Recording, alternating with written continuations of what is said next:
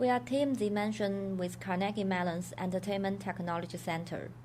This semester, we are making a Chinese-themed strategy game for the Z-Space platform, while the player tries to protect a group of bunnies from being attacked by enemy foxes.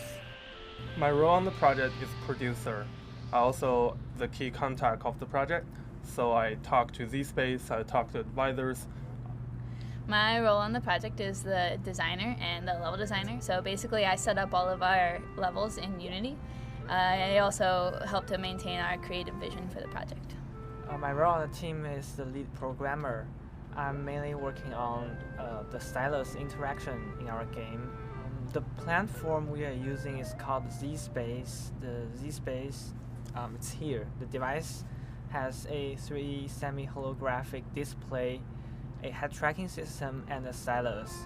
The semi-holographic display allows players to view 3 objects coming out of the screen wearing glasses, and the stylus can be used to interact with the 3D objects.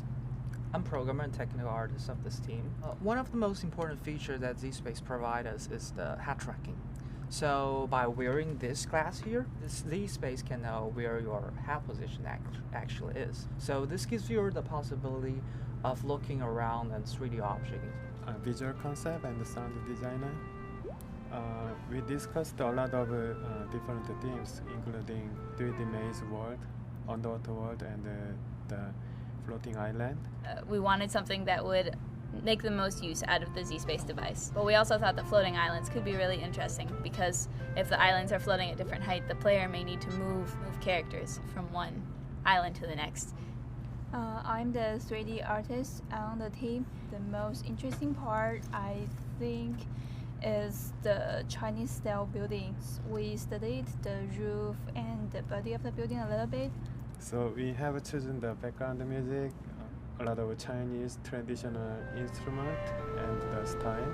Since our visual theme is the traditional Chinese style.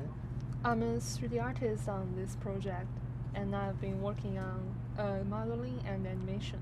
I'm the AI programmer on the team, and I'm mainly in charge of simulating the behaviors of all the characters in our game.